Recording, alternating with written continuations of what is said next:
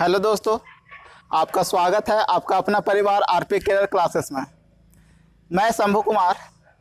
जैसा कि दोस्तों हम लोग परसेंटेज पढ़ रहे थे, परसेंटेज का 70% लगभग कोर्स हो चुका है।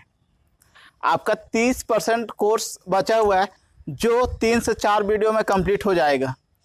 आपको करना क्या है कि जब भी परसेंटेज कंप्लीट होगा तो आपके पास जो भी बुक हो उसे आप परसेंटेज का सारा क्वेश्चन क्या कर जाए, बना जाए। चाहे आर.एस. अग्रवाल हो, सागिर अहमद हो, राकेश यादव हो, कोई भी बुक आपके पास हो, आप पूरा का पूरा उसको परसेंटेज का क्वेश्चन कंप्लीट कर जाइए बना करके। उसके बाद जब मेरा पढ़ाया हुआ कंप्लीट होगा परसेंटेज, तो टेस्ट होगा। परसेंटेज का क्या होगा? टेस्ट होगा। और मेरा जो टेस्ट लेने का तरीका है, पहले चैप्टर बाय चैप्टर है। परसेंटेज पढ़ाएंगे, टेस्ट लेंगे, फिर एसआई पढ़ाएंगे, टेस्ट लेंगे, सीआई पढ़ाएंगे, टेस्ट लेंगे। ठीक है दोस्तों। उधर एडवांस में ट्रायंगल होगा, एरिया ऑफ ट्रायंगल, उसका टेस्ट होगा।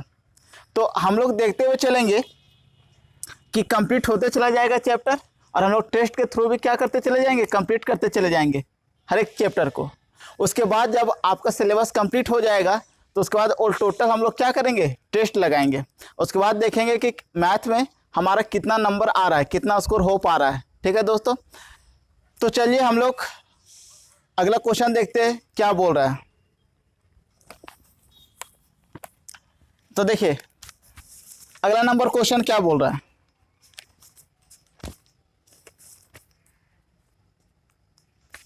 देखिए क्वेश्चन बोला है हमारा, प्रिया का इतिहास में भूगोल से 9 अंक अधिक मिले। उसके इतिहास के अंक उसके इतिहास और भूगोल के अंकों का 56% है। उसके भूगोल के अंक क्या है, ये हमसे पूछ रहा है। बोला है कि प्रिया का जो इतिहास का जो नंबर है, इतिहास और भूगोल का कितना परसेंट है, 56% है।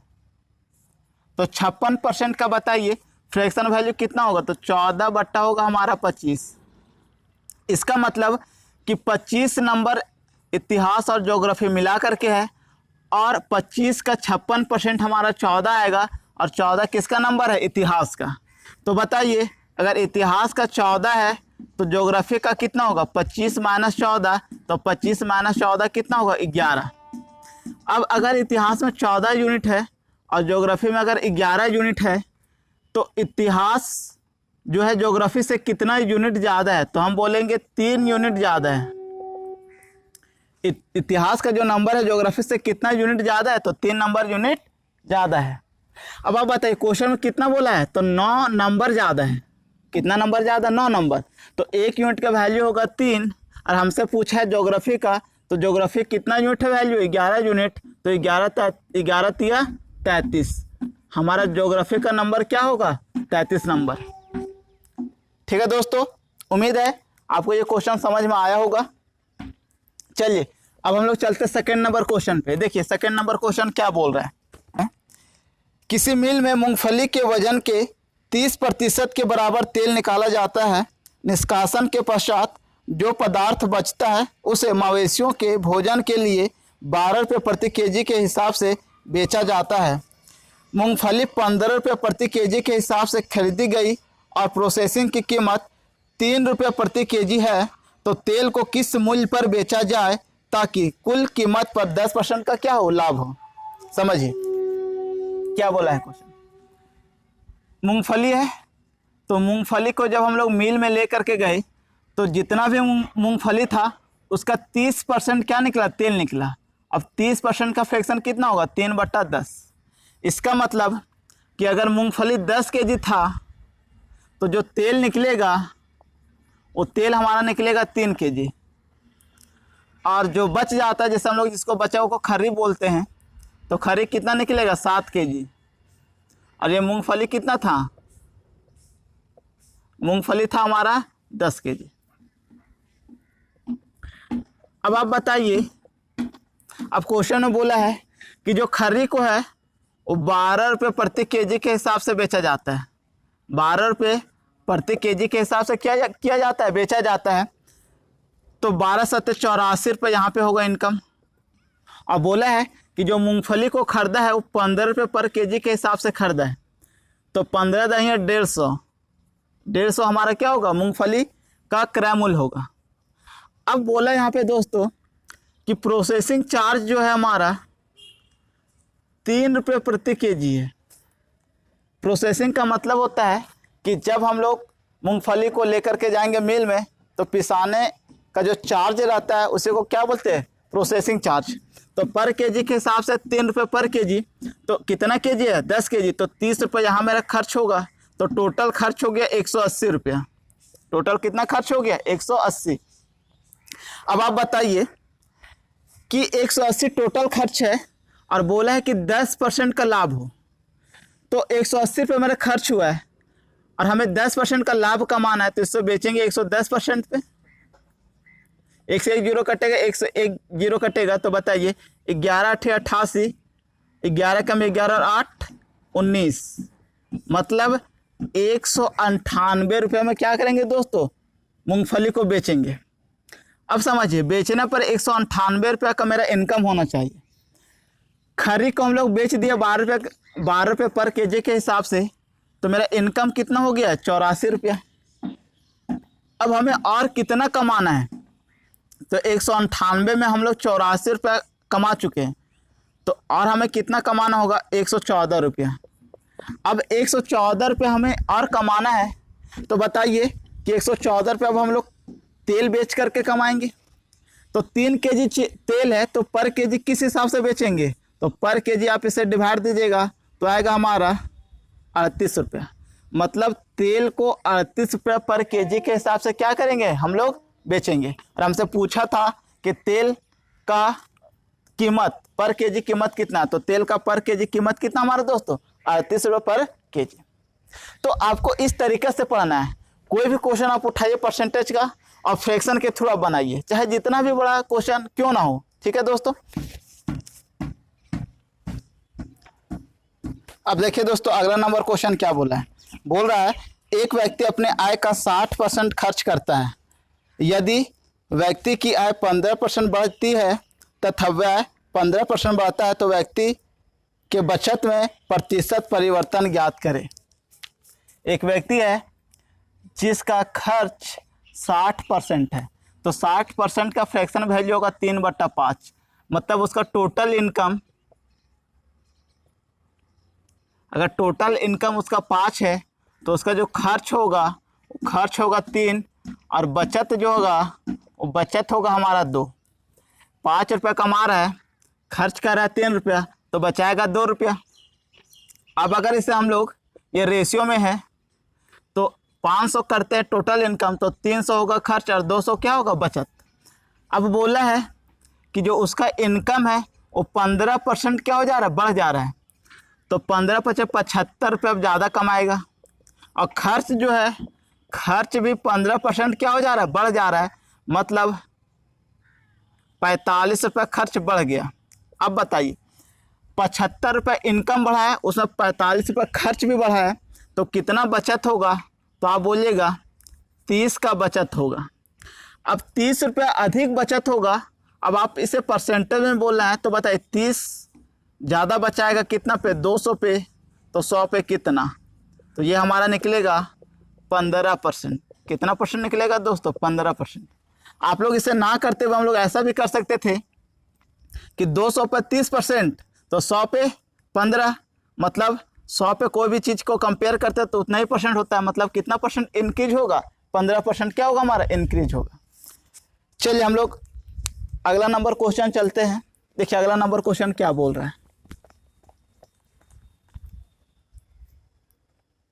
अगला नंबर क्वेश्चन बोला है एक व्यक्ति 13,500 रुपये आय में से 9,000 रुपये व्यय करता है। टोटल इनकम उसका है 13,500, जिसमें से वो खर्च कर देता है, खर्च करता हमारा 9,000। तो बताइए बचत कितना होगा, तो आप बोलिएगा बचत होगा 4,500। अब इसका रेशियो निकाल लीजिए, तो आप रेशियो निकालिएगा तो 45 एकम 45 दूना 90, 45 तिया 135। तो टोटल इनकम अगर उसका 3 होगा तो खर्च 2 होगा, बचत 1 होगा। अगर इनकम 300 होगा, खर्च 200 होगा, बचत 100 होगा। उसके बाद बोला हमारा क्वेश्चन में कि यदि आय तथा व्यय में 13% तथा 9% वृद्धि हो, इनकम 13% बढ़ जा रहा है और खर्च 9% बढ़ जा रहा है, तो बताइए इनकम कितना बढ़ेगा? तो 13 तिया 39 रुपया बढ़ेगा और यहाँ पे खर्च कितना बढ़ेगा? 9 दूना 18 रुपया। अब आप बताइए कि 39 रुपये ज़्यादा कमा रहा है और 18 रुपये ज़्यादा खर्चा कर रहा है, तो बताइए कितना का बचत होगा? तो 39 में से 18 घटाइएगा तो 1 2 21 का क्या होगा? हमारा बचत होगा। तो 21 का बचत होगा 100 पर, तो मतलब कितना परसेंट का ज़्यादा बचत होगा? तो 21% का क्या होगा दोस्तों? हमारा अधिक बचत होगा। ठीक है, यहाँ तक किसी को भी दिक्कत, कोई भी दोस्त को दिक्कत? यहाँ तक आप कंसेप्ट पढ़े और आराम से पढ़े, ये नहीं कि हम आपको पढ़ा दें स्पीड में। आप मेरा पढ़ाने का तरीका देख लिए होंगे कि आराम से पढ़ाते हैं, कंसेप्ट के साथ पढ़ाते हैं, ताकि फिर आपको दोबारा पढ़ना ना पड़े, चाहे कोई भी क्वेश्चन आए।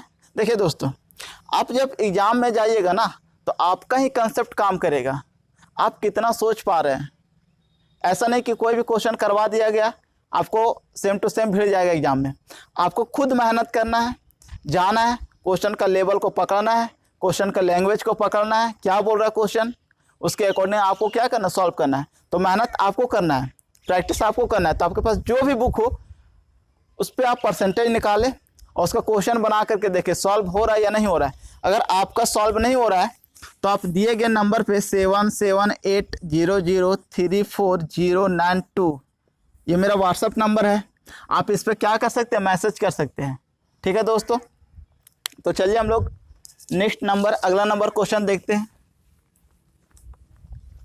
अगला नंबर क्वेश्चन क्या बोल रहा है, देखिए अगला नंबर क्वेश्चन बोला हमारा, एक व्यक्ति अपने आय का 5% यात्रा में, बचे का 20% भोजन में तथा 120 रुपये दान में देता है। यदि उसके पास अभी भी 1400 बचे हो तब व्यक्ति की आय ज्ञात करें। समझिए, एक व्यक्ति है जो 5% यात्रा पे खर्च करता है, ट्रेवल पर, तो 5% का फ्रैक्शन वैल्यू 1/20 होगा। मतलब 20 रुपये था, 1 रुपया खर्च कर दिया, कितना बचा है? 19 रुपया। अब आगे बोला है 20% खर्च करता है किराए पर, 20% खर्च करता है दान में, सॉरी 20% खर्च करता है हमारा भोजन पर, तो 20% का फ्रैक्शन वैल्यू कितना होगा? 1/5। मतलब 5 रुपया, तो 1 रुपया भोजन पे खर्च करेगा तो बचाएगा 4 रुपया। अब बताइए कि 120 रुपये दान देने के बावजूद उसके पास 1400 रुपये बच रहा है। अगर वह दान नहीं देता तो उसके पास कितना बचता? तो उसके पास बचता 1520 रुपये। तो आप बताइए कि अगर क्रॉस में कोई करता तो हम लोग क्या करते हैं? काट देते हैं। तो 5×5 = 25 होगा और 19 से कम 19 होगा। इसका मतलब कि अगर 25 यूनिट उसके पास पैसा था तो अभी भी उसके पास 19 यूनिट पैसा बचा है। तो 19 यूनिट बराबर कितना बचेगा दोस्तों? 1520, 1400 नहीं, देखिए 1400 बचा है और 120 रुपया दान दिया है। तो अगर वो दान नहीं देता तो 120 रुपया और बचता, मतलब कितना बचता? 1520 रुपया। तो बताइए 1 यूनिट का वैल्यू कितना होगा? तो 1 यूनिट का वैल्यू आप बताइएगा 80 होगा। तो जब 1 यूनिट का वैल्यू 80 हो गया तो पूछा उसके पास शुरुआत में कितना इनकम, मतलब कितना पैसा था, तो बताइए कितना उसके पास होगा? तो 80 × 25। ठीक है दोस्तों, 80 × 25 अगर हम लोग करेंगे तो 2000, ये हमारा क्या होगा? आंसर होगा। तो उस व्यक्ति के पास कुल कितना रुपया था? तो उस व्यक्ति के पास 2000 रुपया था। ठीक है दोस्तों, उम्मीद है कि ये सेशन आपको समझ में आया होगा।